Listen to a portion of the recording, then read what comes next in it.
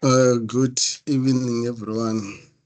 I hope all what you are doing well and you had a peaceful and a blessed weekend. So thank you very much for taking your time to be part of this session again in this evening. So today I want to talk about financial freedom.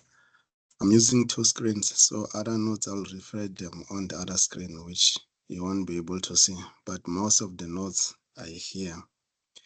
So, when we talk about financial freedom, this is a broader topic because one thing which I've learned from both people who are trying to get into the step of financial freedom and people who have already been in the ladder of financial freedom is that the two, if you check them, the difference is not how much they have in the bank.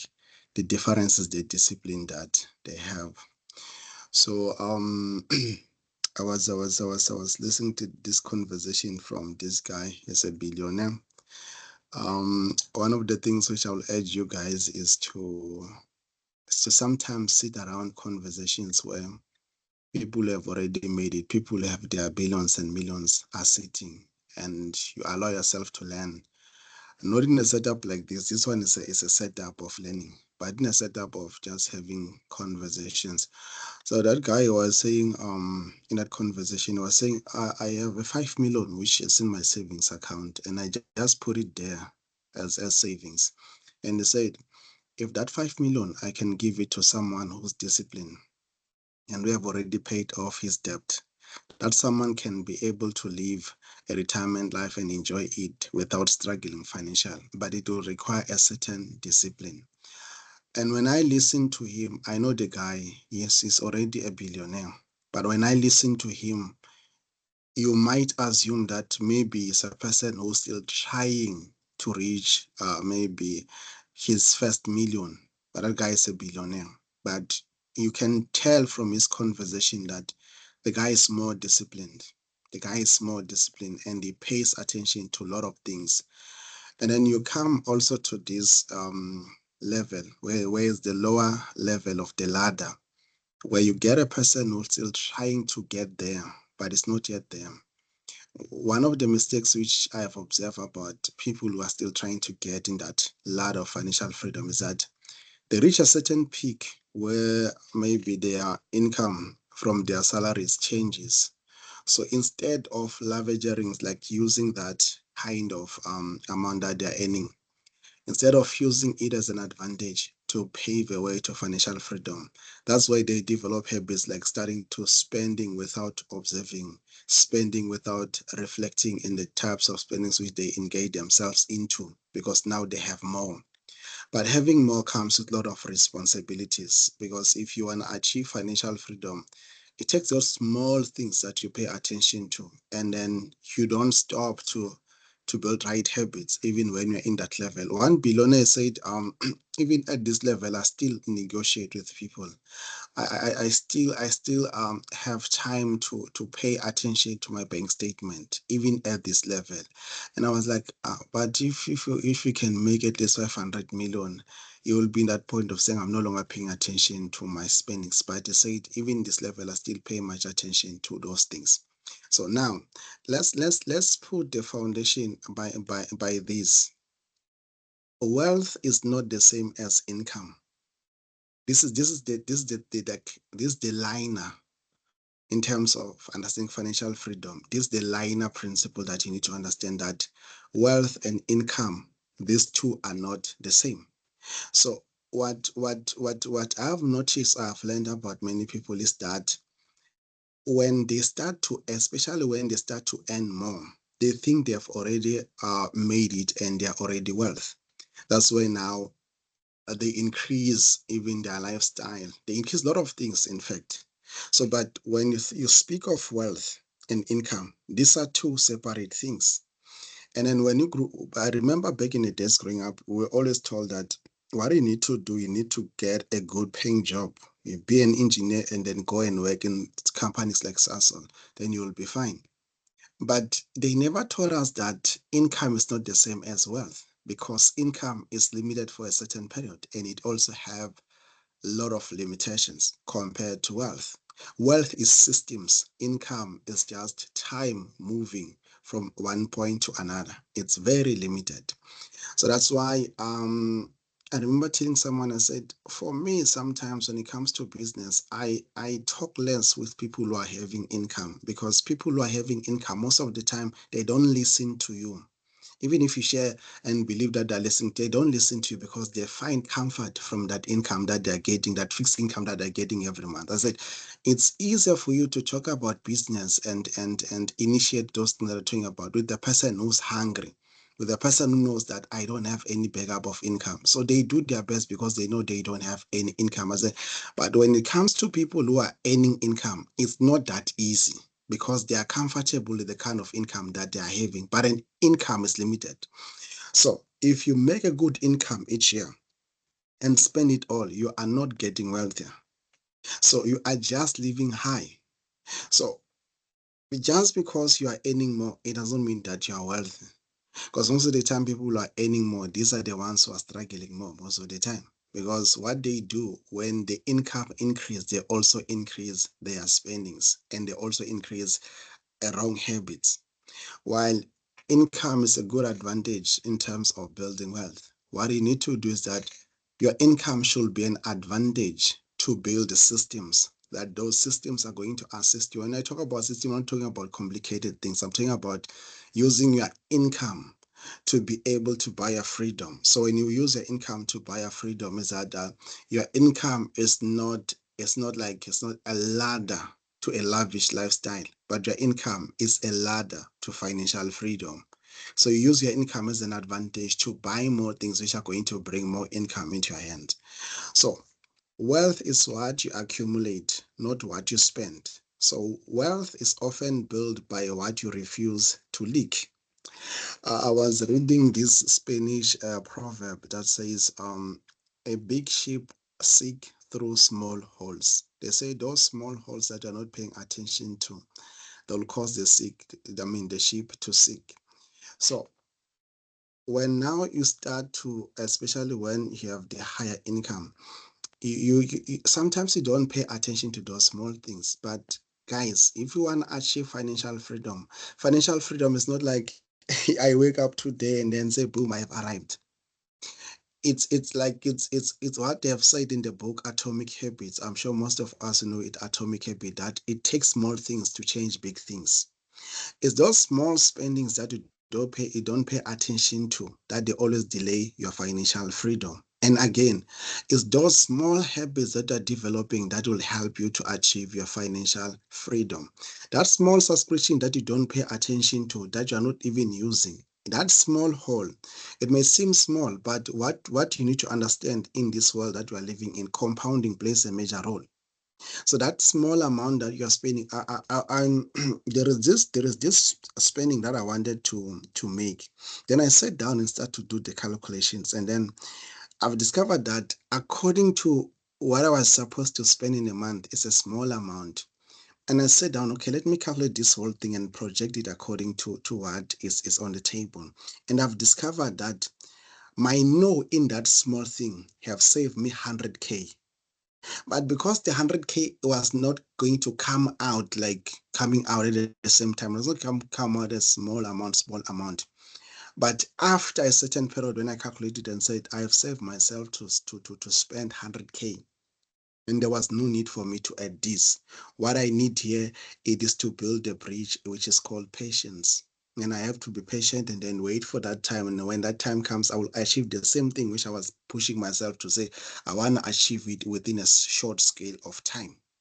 So sometimes those small things that we don't pay attention to, these are the things that brings us to that level where we remain in the same ladder. I'm going to show you the levels of financial freedom, because there are levels of financial freedom. And then most of the people, I don't lie to you, most of the people that assume they've already arrived at the ladder of financial freedom, most of them have not achieved. In fact, most of the people will never achieve the level of financial freedom because of their concept in terms of defining financial freedom and lack of understanding that there is a difference between an income and wealth. And income is like, it's like those pieces that you form to build a ladder. So you have to work out those pieces, and then after weighing them up, they'll give you a ladder. Then you climb, and then you go to the next level. So those small leaks. So let me just put it this way. I want to challenge you, if you can. Today is on the 17th. We are about to go to June. I want to challenge you and say, at the end of the month, sit down with yourself and all the records that you're having, because now things are easy. One of the things that can help you to get the records of your spendings is your what's it called, your bank statement. Look at those small spending that you didn't pay attention to, and collect everything from those small spendings, and then look at how much you've spent. But the thing is this, I just say, let me just buy this, and I just buy, and then just buy.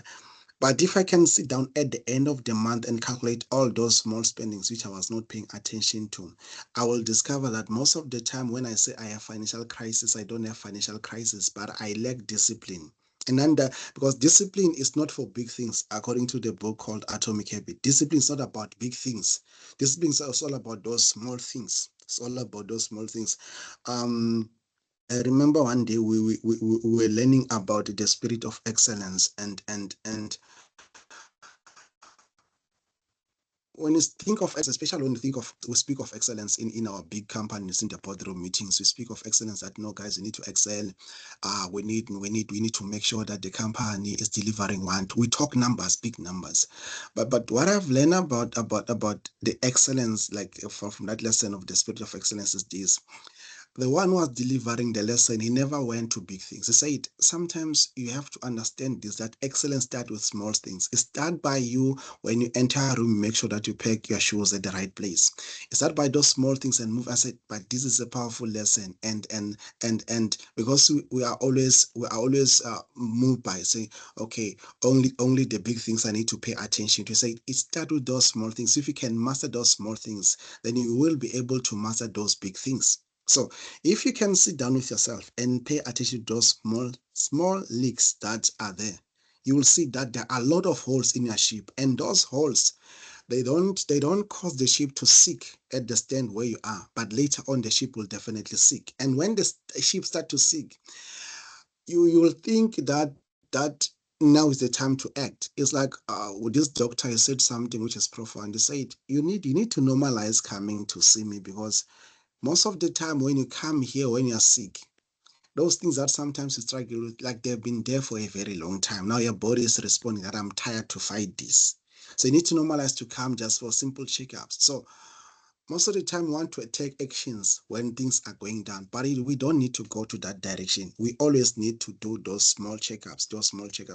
And then I've thought about this when I was teaching about budgeting, when I said, we are not saying, when you speak of discipline, everything is all about discipline. You say there is a certain amount of money that you can allocate, to say, this one I allocate it for entertainment, but not the rest of what you're earning, to say, I'm just going to spend it, because we live once. We live once, but we live for generations.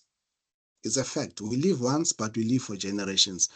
Whatever kind of lifestyle that we're living is going to impact and influence the next generation. Even those who are our own blood children are going to be impacted by our own decisions. So those small leaks. So I want to challenge you that go and sit down. Go and sit down at the end of the month and start to pay attention to those small leaks. Those small leaks. You will see that those small leaks, in terms of quantifying them, they look small. But if you can study them at the larger scale, you'll discover that they are not just small spendings. These spendings, they form a big part of your cash flow. So a higher income, this is something which I've also learned about having a higher income. And there is nothing wrong about having the higher income. But what I've learned about the higher income is this: a higher income can hide weak habits for a while. Because obviously you have a lot that is coming in, then you can squander it easily. So it can hide weak habits for a while, but not forever, for a while. But lifestyle inflation, impulse spending or impulse buying, and then bad debt, unclear budgeting will eventually expose the gap.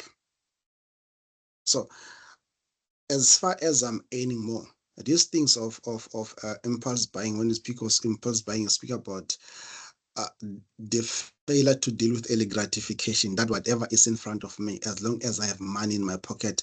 I've learned something, but it's psychological, that there are people who feel guilty when they see money in their bank sitting. As long as there is money in their bank account, they want to spend it. As long as it's there, they just want to spend it. And I remember some of the things which I was also struggling with back then.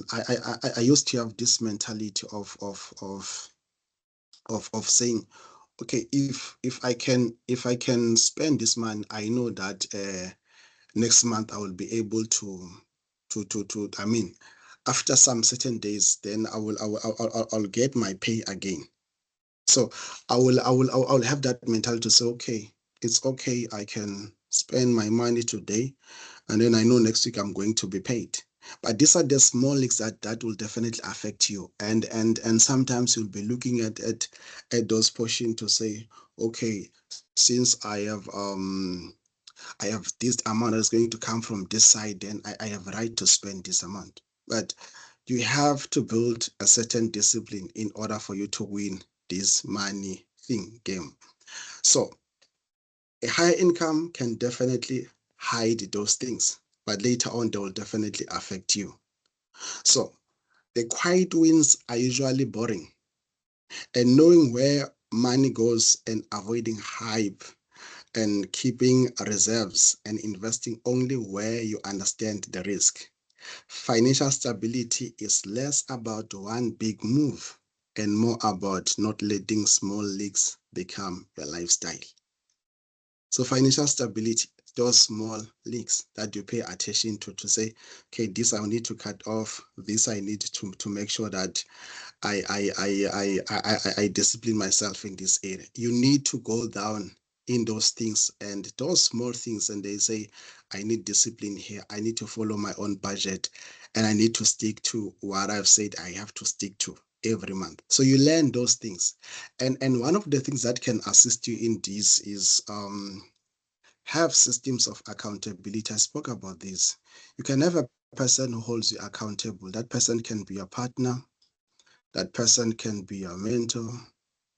That person can be someone that will be honest with you, and a person who assists you every month. That whenever you set goals, this a person to hold me accountable, and not necessarily that you are an irresponsible person, but it's good to have systems of accountability. It's critical to have systems of accountability. People who are going to hold you accountable, and people who are going to assist you to reach your goals. So have those systems of accountability, and sometimes a system of accountability, it's also having some measures that helps you to guard your spendings and guard your movements in terms of how you deal with your finances. So you need that, and it will definitely help you. So with accountability, you need to know that accountability most of the time is not easy, because accountability most of the time you have to deal with your own shortcomings. You have to deal with your own shortcomings. So okay. I see someone saying is struggling to log in. I'm sure you are still hearing me clearly, guys. Ne?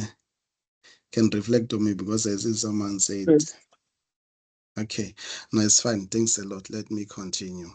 So, okay, complete financial freedom. This is something else. Like this is my goal, guys. Complete financial freedom is when the income from your assets exceeds your expenses, not the income that you're earning. Complete financial freedom is when the income from your assets, in other words, I need to build as like I need to build asset column up until my asset column is able to take care of all my needs. But that's the first step in the ladder. To have assets that are enough to take care of my expenses is the first step in the ladder. It's not the second step. But just imagine it now, if I can be able to take care of all my expenses without touching my salary. I will definitely feel that I've made it. But that's the beginning step. That's the beginning step of complete financial freedom. Is when my income from my assets exceed my expenses. So now the thing is, this is simple. I need to make sure that I fixed my income to build my asset column, so that later on, everything that I'm paying direct from my salary, it will be paid direct from my assets. So that should be the goal. The goal is not about just having higher salary. The goal is that I need to have higher cash flow from the asset column, so that the assets are able to take care of all my expenses. If my monthly expenses are 40K, then I need to have assets that is equivalent to 40K. But it's a first step of the ladder when you speak of financial freedom. That's why there are people who assume that they've already achieved financial freedom because they are earning more, but they have not yet even started. The starting point is you start by building assets. And when you start to build assets, those assets should reach a level where they are able to exceed, it's not even equal, they are able to exceed your monthly expenses. So then the question is, from your monthly expenses, how much are you paying direct from your passive income, which is your asset column, from your monthly expenses, the monthly expenses which you're having? I'm going to talk about different types of income, but not today. But I think I can take it next week, because there is still a lot of things which I want to address and teach you about. Now, let's look at your cash flow, your current cash flow as you speak currently. You speak about your current reality. From your current reality, how much are you paying in terms of your expenses, whether it's school fees, whether it's bond, whether it's car, whatever it is, how much are you paying direct from your assets? If you are paying 10% from your assets, it means you still have 90% increase that you have to do. And then when you reach the 100%, that 100% of my expenses are paid direct from my assets, then you have not yet achieved financial freedom, but you have already started from the first ladder of what we call complete financial freedom. It's a beginning of it. But most of the time, we end at that beginning. People who have already started that, I know that, okay, now they are able to say, okay, all my cars are being paid direct from my business and everything has been paid from my business. Yes, but you need to still go further than that. So there are various degrees of financial independence, but probably the most crucial step is to become debt-free. When I speak about debt-free, I spoke about the bad side of debt and the good side of debt. I said everything that you acquire using debt that is not an asset, it's a bad debt. And everything that you acquire in the form of asset that is going to pay itself back, it's a good debt. So what most of the people struggle with is to get past the step, because what they do, they constantly increase their debt burden as their income increases. So they take it as an advantage that as far as they've increased my income, I need to increase my lifestyle. So what you do, don't buy a lifestyle with a salary, buy a lifestyle with asset column. Let me repeat this. Don't buy a lifestyle with a salary. Buy a lifestyle with an income from assets. And that one, you'll definitely enjoy it. Today I was with this young man. Now he just left now to Nelspruit. So he was telling me that he was hospitalized because of he lost 4.5 million on another deal that he was pursuing. Um, those guys, I sometimes work with them, but I'm not, the kind of a game which they are playing is not the kind of style which I use in terms of business. So those guys, they do projects, they do some tendering, and then something happened there, and then he lost the whole 4.5 million. And he was busy. He was in the process of building his own house. He bought a land in the estate there in Nelspruit, and he also was planning for his wedding. And then all those things have to go to the drain because he lost that 4.5 million. But he said something to me which is profound. He said, I've learned this. I've learned that most of the time when I earn these millions, I don't build debts. Most of these things that you see, because he's running another company, they have good staffs, those guys. They have their own trucks and everything. So I was telling you that all of these things that you see here, I bought them cash. Reason being is that I want to sleep peaceful. So now, even though I have lost those millions, I'm able to sleep even if I have nothing that is coming, but I'm able to sleep. So I said, no, that's really good.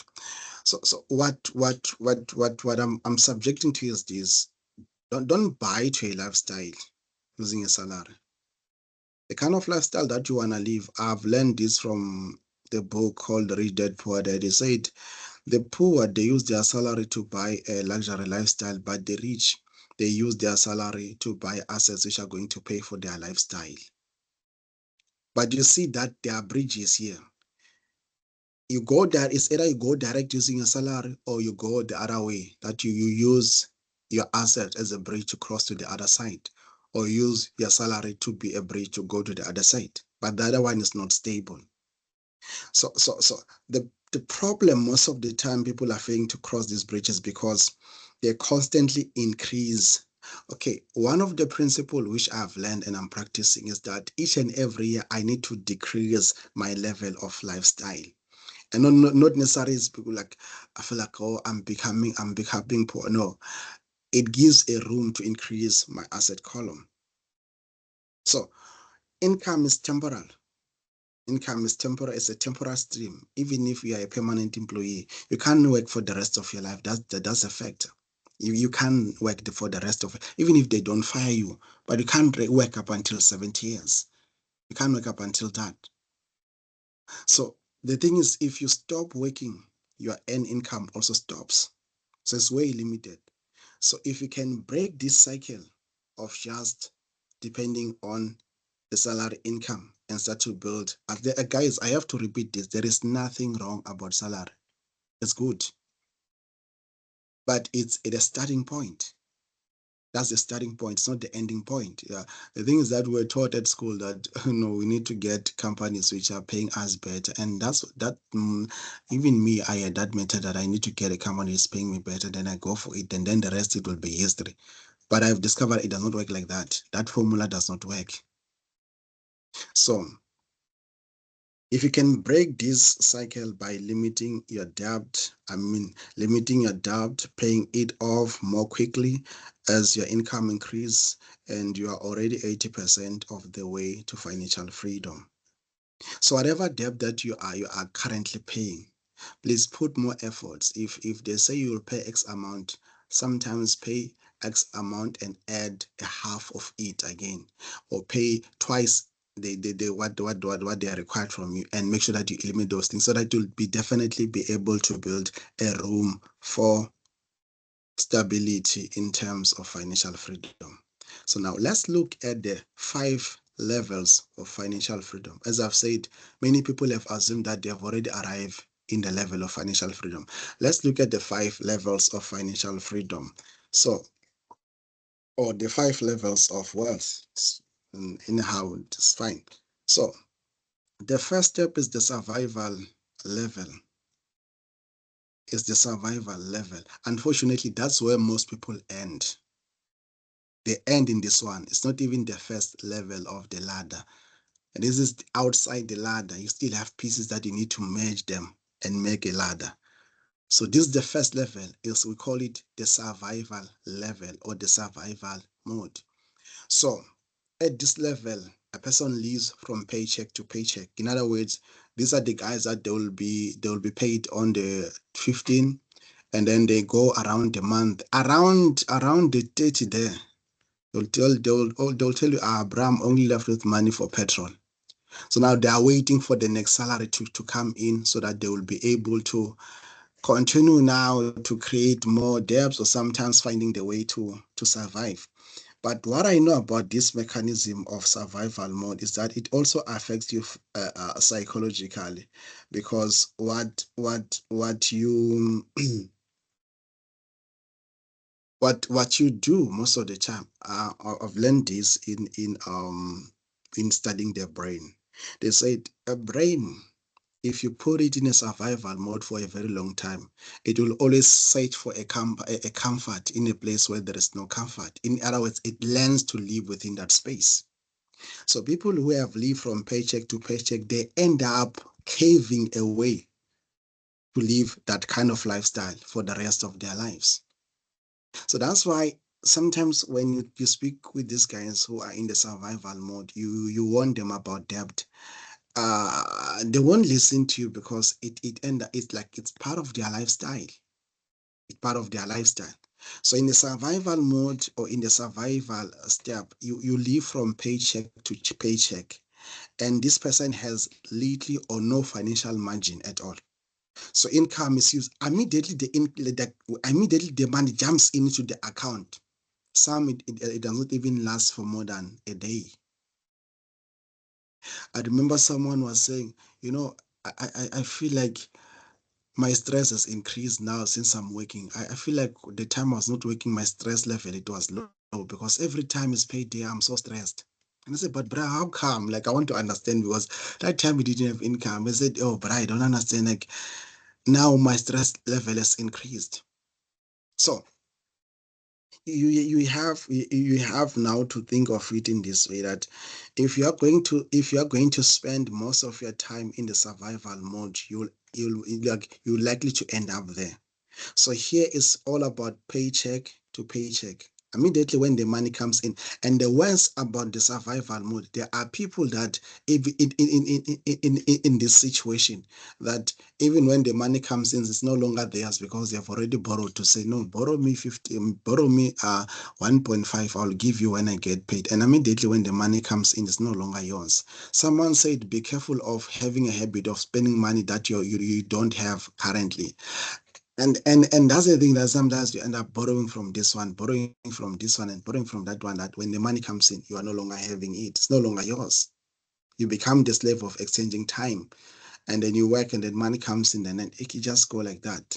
So as the income is used immediately, it's used for essential things as food, as transport, as rent, as debt repayment, school, household needs. So there are no meaningful assets to support the income. So in other words, this kind of a person, or when you're in this level, you don't have any backup of assets to back up you. And you don't okay. And even a small emergence can become a crisis. A small thing I mean to say, can definitely affect you in this level. And at this level, you don't even have a backup of an emergency fund account. You just survive. You just survive. You just live. If anything happens, you have to make a plan. It's either you'll call me or you call someone to say, hey bro, borrow me 1,000. I have a crisis, man. I'll pay you next week. They say that's cool. They need 1, 2, 3, 4, and 5. So I don't have that man, but next week I'm getting paid, bro. Please borrow me so that my child will be able to buy this instrument at school. Like, even a small thing to you is going to be a problem because you're in the survival mode. So people at this level, they often feel trapped and they are anxious and unable to plan ahead because nearly every financial decision is reactive. And scarcity thinking is common here. So the focus on getting through the week or the focus on getting through the month. And it's not like here at this level, you don't think about building anything for future. It's all about surviving the month. It's all about surviving the next week. It's all about surviving the next day. Here it's all about, it's a survival mode. You think, okay, how do I survive this week? How do I survive this month? How do I survive the next day? Here's the thing. And the thing is, these guys know about this survival mode. It paralyzes your capacity to think. And once your capacity to think is paralyzed, then the exit, it will be a blank thing. You don't see any exit here because you just think of surviving. It's all about surviving. So you need, because surviving diminish your capacity to think and diminish your capacity to be creative. You always find ways. And then most of the time is that the mess will be covered by mess. Borrowing will become the business of the day in this kind of level. That you borrow here, but it becomes a lifestyle. And to exit now, you'll end up owing. I heard there's not a quick loan. How do they? It's sort of like a relief loans. Like I heard someone said, no man, I was stuck. I had a relief loan from FNB, a relief loan from Standard Bank, and then you end up Standard Bank 5,000. It's like all now this it becomes like, and then the day when you sit down, you count the people that you're owing. Now they even surpasses your salary.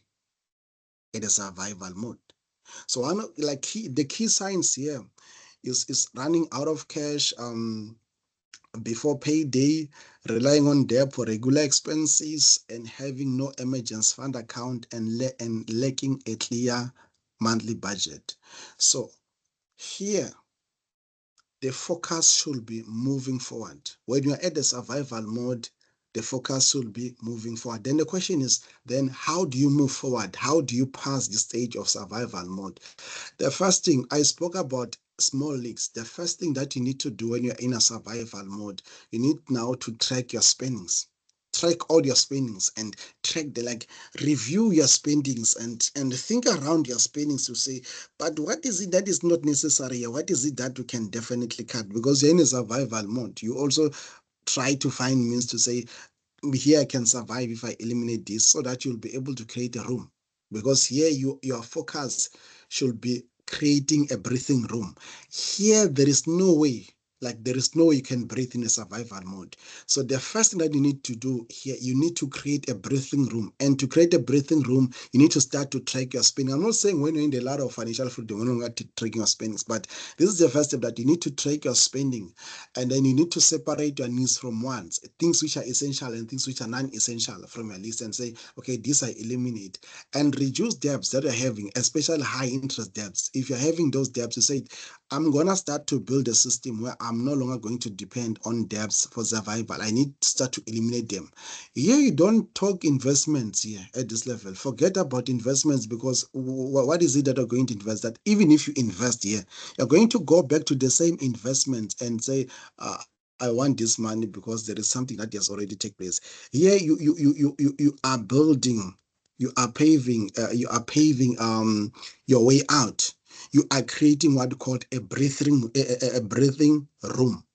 So if you have debts, you eliminate those high interest debt, and you start to build what you call an emergency fund account. You start to build an emergency fund account.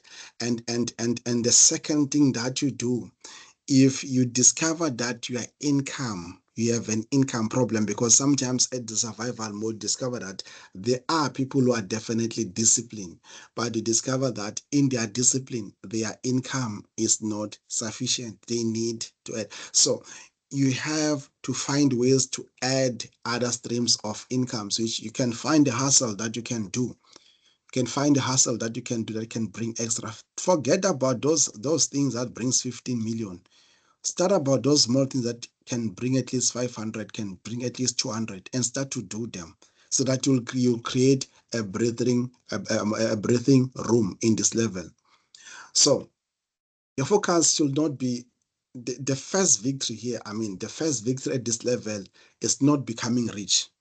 It is survival, was not becoming rich, but it is becoming stable enough to stop every setback from turning into financial emergency. So here you forget about the rich sides of we talk about rich things. Here, the focus is say, at this level, I need to eliminate this survival mode and become stable. I want stability, so that not every setback which I'm going to face is going to throw me down. I will be able to stand and go forward. So you'll search yourself in these levels which I'm sharing, and see yourself, where are you? And at any level where you are, there's still a room to grow. So the second level of financial wealth or financial freedom is stability. So stability, at this level, a person is no longer living in constant financial panic. At this level, people are able to pay their bills in time. They are spending spending is more controlled, and they have an emergency fund account which they have built. And in your framework, this level is defined by saving at least 6 months of living expense. In other words, you have an emergency fund account that can cover you for more than 6 months, which an emergency account is measured by your monthly expenses. If my monthly expenses are 40,000, then I have to have at least 40,000 times 3. and then the 4,000 is going to cover me for 3 months, but later on I have to build it to 6 months, 6 months to 12 months. That's how you roll it up. So the reserve matters because it creates a resilience. So a job loss or a medical bill or urgent family expense it's no longer going to affect you or destroy your budget because you have stability in terms of your emergency fund account. So stability level is where financial discipline becomes visible. Is where financial discipline becomes more visible. So saving is no longer accidental and budgeting becomes a habit rather than a crisis response. So these two things becomes your lifestyle. That saving is no longer accidental. You don't say, I just have to save this month, or this month I will see whether I'll save or not. But it's a lifestyle. And then budgeting is a habit unto you. You always learn to stick to your budgeting. So one of the signs in the stability, I mean, some of the signs in the stability level is that you have your emergency fund account that can at least cover you for 6 months, and fewer late payments and reduce dependence on debt, and a reliable spending plan. So here it's more like this level is all about discipline. When you reach this level, it's a level of discipline.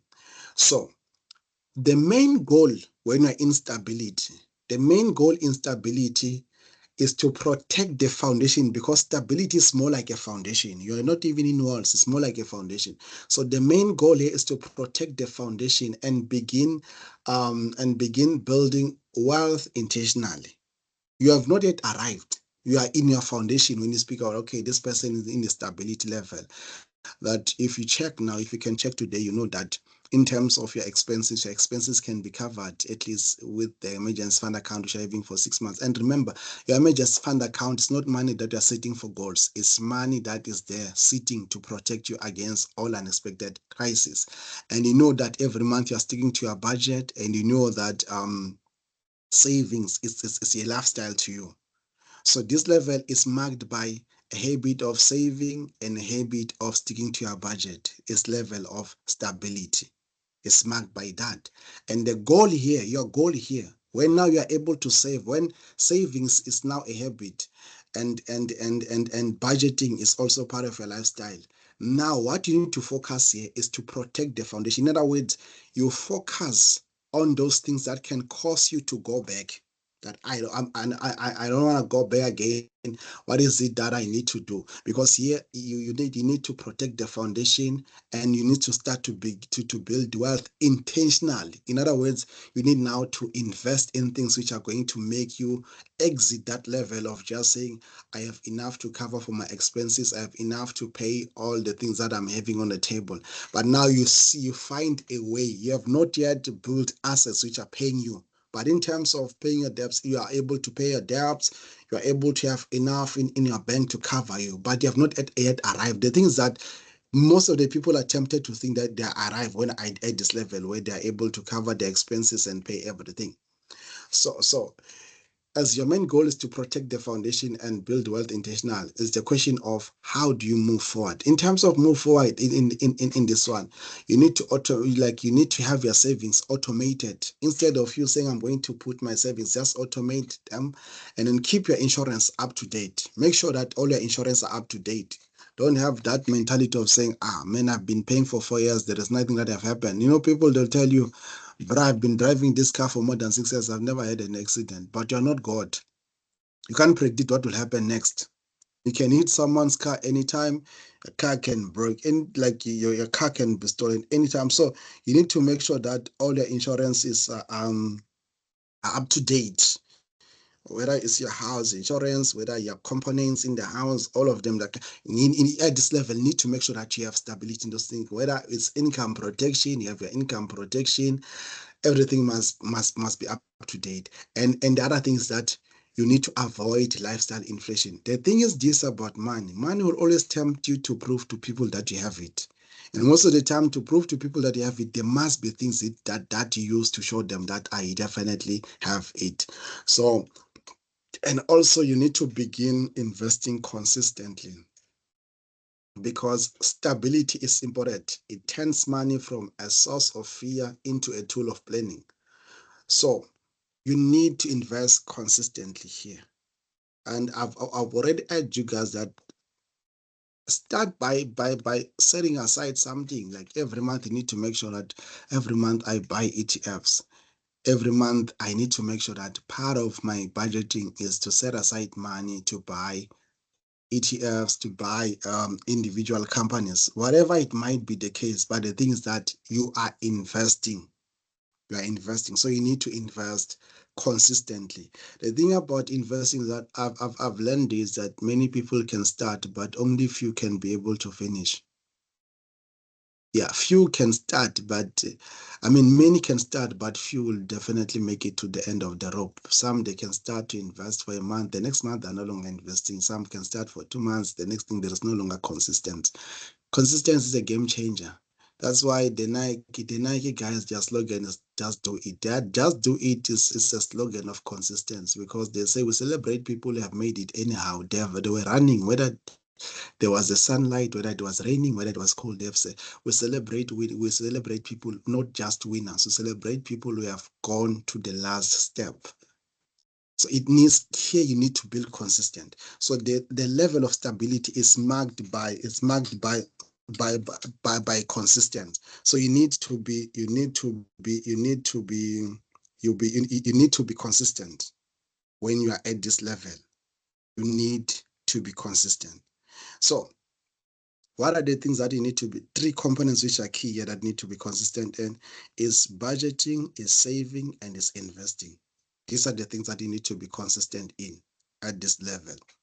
So the third stage of levels of wealth is security. So security at this stage of financial independence, income. You see now, income from investments, income from assets are well-designed systems that can cover a person living costs without depending entirely on active income. You remember the past stage, we call it stability. We said there at stability, you need to be consistent in investing. So the result of being consistent in investing, saving, and also budgeting, they will lead you to this level of security where those investments that you are making in level 2, now they are bringing forth the fruits in level 3, because these fruits are not just coming out of nowhere. They're the result of your consistent in investing, the result of your consistent in budgeting, in terms of sticking to what is written on paper, and also saving, because investing without having consistent in saving, it does not work. You also need to have the discipline in saving, because the saving will protect your investment. So here, you are no longer depending fully on your active income, but your passive income becomes more, and then the active income becomes lesser. The frequency changes here. In other words, you discover that 80% of your responsibilities are being taken care of by your assets, and then 20% is your salary. So your salary works only 20%. It does not do now much of lifting here at this level of security. So this does not always mean completely retirement. You're not yet retired. It means the individual has choices. I love this, but you have choices. But at the survival mode, bro, you don't have a choice. Whether you like it or you don't like it, you have to wake up and go somewhere. Whether you feel it or you don't feel it, whether you have the power, sometimes you have to force yourself to eat because you're in survival. But here, you have choices. There is nothing as great in life as having choices. I always tell young people to say, money give you options. People who don't have money, they don't have options. Whatever is on the table, they have to feed on it. But a person with money does have choices, multiple choices. And I always subject to this when I'm at church to say, money problems can only be solved by money. Money problems will require money to solve them. You can't pray out of them. Money problems, they require money to solve them. So guys, there is nothing for me, there is nothing as great as having choices. And not just like I have choices, I have options to choose from. So this level is all about choices. So work becomes optional, or at least less pressured. Here now, that's why we talk about pursuing your passion. I can't pursue my passion in survival mode. Survival mode, I have to do whatever it takes to get a salary. I don't have a choice. So here I talk about choice. I pursue stuff that I have love with. Like it's not about now I'm just still working to it. No, here I have choices. I'm less pressured. So the reason why I'm less pressured is because basic needs can be met without fear. Because in the survival mode, it's all about what will happen if I lose this income. What will happen? Like it's all about, you don't have that peace of mind of saying, even if something happens, I know everything is covered.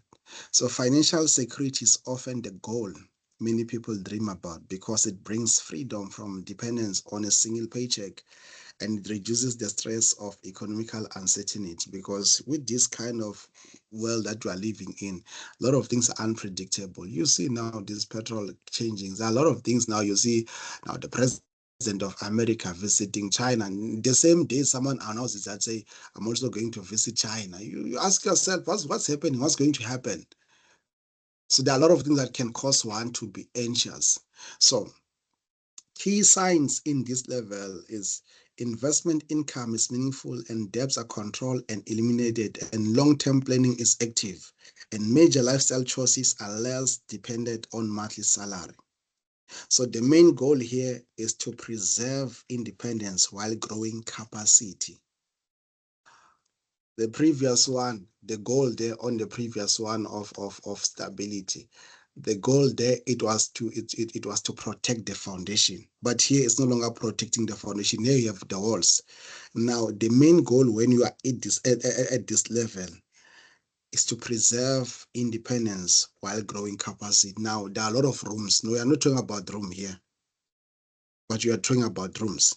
So then how do you move forward here? Well, then you are simple. You diversify your investments. You don't invest in one industry. You don't put your eggs in one basket. You manage your taxes wisely. This one is critical. This one in terms of taxes. If you're not informed of taxes, get someone who will be able to help you with your taxes and make sure that you are not in the wrong side with the taxman. And review withdrawal or income strategies and continue strengthening skills. Get skills that can also help you to earn more. I love these guys. They have retired, but they are still enjoying they are still enjoying themselves, because even when they're in vacation, they can make extra money because they've developed skills that allow them to work while they are on vacation. And security is not about stopping work. It is about gaining the power to choose how you work. And it's powerful. Like it's not about stopping to work, but this one is all about gaining power to choose how you work. Now you're no longer working based on my own schedule. I'd say I have to report from my boss treasure and this. Now it's all about the power to choose how you work. To say, okay, I can only go to my office maybe twice a week. I can only go there from 7 o'clock or go there from 8 o'clock to 12 o'clock. After 12 o'clock, I'm no longer taking calls. You know, those things that they say, no, our boss says after 12 is no longer taking calls. You have to wait for him tomorrow. But we think tomorrow won't be at the office. He's flying, he's going somewhere. That's the thing. Like here at this level, it's all about the power to choose how you work. And I was telling this young man who visited me today, the one that I told you about, that he lost his millions. I told him and said, this year I'm working like a criminal. I'm working like a slave because I'm closer to something. I'm closer to something that I just want to be in a level where it's all about rest. I just go there and do 1, 2, 3 things and then just go. So there are seasons where you have to work your best. You have to work hard, and that time you make sure that your money, be it and a bit, you are turning it to work for you. So here it's about gaining the power to choose how you work, where you live, and what you put first direct into your life. Because sometimes our work also limit us to spend time with our loved ones and to spend time doing things that we love, because we are forced to. Otherwise, we will go back to the real struggle. So the fourth level, and then I will share the last one, then we go. I'm only left with 4 minutes. We call it surplus. So surplus is the stage of generational wealth. Here it's no longer about you being able to choose and being able to go to vacations. Here it's all about you building things which are going to pass down to your generation and generations to come. So here, a person or a family has more than enough for personal needs. It's not about needs. You have passed that level, or you are about your monthly needs. You have passed that level. Here, it's all about focusing more on long-term independence. So wealth is not only maintained, it is multiplied. See? So it is multiplied and it is positioned to benefit children, relatives and businesses and future generations. So this level requires more than accumulation. So here it's not about just accumulating. I love what like from the soccer side, I've loved what Dr. Ivan Kosa did with his son. I also love what Petrus Musipe did his son. Those boys, they have taken over, and that young man from Orlando Pirates, like it's a big brains. I don't know that one of Mutsipe because I'm not informed much about him. But another one of Ivan Kosa, that young man it's like, man, is that boy is aligned, and he has already taken over from the legacy of his father. His father is still alive, but you see now that the boy is pushing the business. The Mutsipe boy is pushing the business. So here at this level, the shift is all about how do you pass down everything that you have worked hard for, because you don't want to work hard for stuff and then the next generation they squander it. Here it's all about positioning the next generation. It's all about positioning what you have acquired. It's all about now having these strong teams that I've seen many families having. They have strong lawyers, they have strong taxmen, like they have big teams that are playing for them. So this level requires more than accumulation. It involves stewardship of whatever you have built, legal planning, like everything now is no longer about just you being there and focusing on just pushing your bit of money. This one is like it's an ocean itself. It's no longer just a pond, it's an ocean. It involves legal guys who are going to assist you to plan everything. It's all about values, all about education, it's all about systems that protect assets across time. Without wisdom, one generation can build wealth and the next one can lose it. So you need also to think about how you're going to pass down this thing, but you can't think of this thing as survival mode. You can't think of these things as stability mode. It takes levels. You go through levels. Remember the previous stage that I spoke about, I said there you just focus more on building more capacity because now you are germinating an income from your investment, from your assets. But here now you're taking about those investments and assets. How do you protect them and how you pass them down? So as I've said, if there is no wisdom, one generation can work hard to build wealth and the next can squander it. So with wisdom, surplus becomes a platform for opportunity and stability and family advancement. So we don't want to repeat this thing where a generation will wake up and say, I'm coming from a poor family. We're the last generation to experience such things. We're the last generations to do most of the things that you have done. We are now changing the story and changing the page, but it takes this level that you have to go through. So see science here, the key signs that assets greatly exceed lifestyle needs. There's long-term estate and recession and planning and succession, and planning and wealth can support others without damaging the original base. So the main goal is to turn abundance into legacy. So here that's where you talk about building legacy. I'm surprised I heard other people saying they're building legacy, but they're still on income. Size salary. They're still on salaries, but they're talking about building legacy. You cannot build legacy while you're still in that lower level. So the last level, which is my ultimate goal. This is my ultimate goal. I pray that God help me to achieve this, and I also pray that I use the wisdom that He gave me to achieve this one, which we call it the significance. So this is the last level of wealth. So this is the highest of them all, the highest level of them all, because wealth moves beyond ownership and becomes an impact. And now you start to use wealth for impact. There are a lot of things which are missing in a black society that we need to bring. And I don't believe in politicians. I know maybe there are guys here who are doing politics. I'm not against politics, but I don't believe in politicians. I believe in building systems that can assist our people, because politicians are hungry people, most of them. So here, wealth is all about impact. So at this stage, money is used to solve problems, to support communities, to strengthen institutions. It's not like building charity houses. We are building We are building science facilities. We are like, when you look at China, how they are building, man, it's so crazy. Those guys, they are prepared. They are prepared for the next 100 years. But if you look at us, what we are building, we're not even prepared for next week. So we here, world is all about influence and impact. It's all about now using what you have to influence the community, because one writer said when he spoke in terms of the Spanish proverb, he said, you in order for us to be successful, this is the Spanish philosopher, he said, in order for us to be successful is not to make sure that we build boats that are going to swim through the storms, but it's all about creating a rising sea. He said, if your ship is the only ship that is swimming through everything, then you have a problem, because if we are not winning, you are not winning. And that's what Kwame Nkrumah said when he spoke about this in 1965, when the African leaders gathered together. He said, as long as the other African countries are not independent, forget about independence. Even what we call independence in our country, South Africa, is not independent. Because as long as the other countries are not independent, we are not independent. Like in a country where you have a high level of unemployment, then there is no freedom, because those who are wealthy are going to suffer from those who are poor, because the poor are going to aim to steal from those ones. So this is a kind of a level where wealth, bro, is used for influence. So you build schools, you build, like, not just schools. You just imagine you have a faculty where we deal with financial literacy and entrepreneurship, because not everyone is going to be good in numbers. It's a kind of a level where you live your purpose.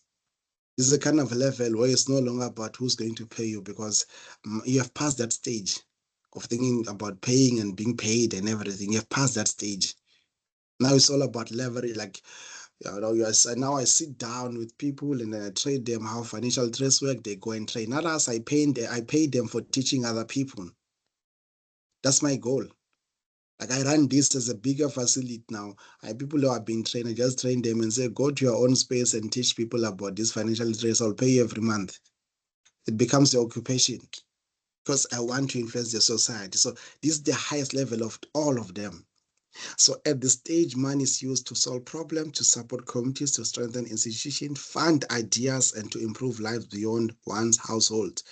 So significance is not measured by only by donations. It can include mentoring. It can include building ethical businesses, funding scholarships, supporting faith or civic work, and investing in solutions that create lasting benefit. The focus shifts from what can wealth do for me to what can wealth do through me. So true significance joins resources with responsibility and purpose. So the key sign here is that wealth is intentionally directed towards services, influence long-term and transformation, and create impact beyond money. Maya Angelou once said this. She said, she's one of the people that I still listen to, even though she's long gone. She once said, people will always forget how you were dressing. They'll always forget what you were driving. Let's forget the kind of house that you are living in. But she said, no one will forget how you made them feel. So end of the day, guys, we're not living for ourselves. We're living here to change the way, like, our life is a testimony to someone. Our lives is a solution to someone. So we need to have impact. You cannot talk about impact without the resources. So now you align your wealth with your purpose. All of us were here for a certain purpose. There's this writer who said, I love him. He said, I love his ink. He said, there are two most important days in a person's life. He said, the first is the day that a person was born, because none of us will know him if the person was not born. He said, the second day is the day when the person discovered why he was born. And he said, if you are born and there is no significance that you are bringing on earth, then you're in the wrong space, because your presence should always mean something to the space of humanity, because your absence should also leave void in them. He said, if there is no void in your absence, then your existence was just waste. So we need now to have impact. We need now to have influence. That's why at any given space in life, leadership should always be the core value. Because we need to, leadership is, as I say, leadership is not about those positions that people are holding. It's all about the influence which the people that are bringing. So we cannot have, just imagine, now we have foolish people who have influence. You know, the reason why they have influence is because they have resources. People, as Professor Lumumba who said, people with ideas are sitting down because they don't have resources, and those who don't have ideas, they are sitting there because they have resources. So we need to have that kind of mindset to say, my wealth will just go beyond leaving something for my generation. I also need to use it to have impact and to have influence. So this is the highest level of them all. So please make sure, guys, that you pass all these levels. I believe all of us, we have studied ourselves in terms of to checking where am I in these levels. And then I've given you all the options that you need to use in terms of exiting one space to another space. And it's possible and it's doable. It's all about being consistent and also building the right habits. So let me pause here for tonight. We're going to meet again. I'm going to tell you when, and I think I have to now start to talk about different types of income and how one can build them. As far as we speak of financial freedom, we need also to think of how can we maximize our streams of income, because it's one of the things that we need to understand, having different streams of income. But I'm begging you guys, all of us who are here, I believe we are black folks, let our story be heard, let our presence be felt, and let someone feel that in this room there was someone before me, because there is something that they have made. If your light is too small, don't forget that even small things can definitely change big things. So thank you very much. Have a blessed week. And yeah, okay. Is there one of the question before I even close? It was said, okay, have a blessed week. While there is someone with the question. Okay, it seems like we are all sorted.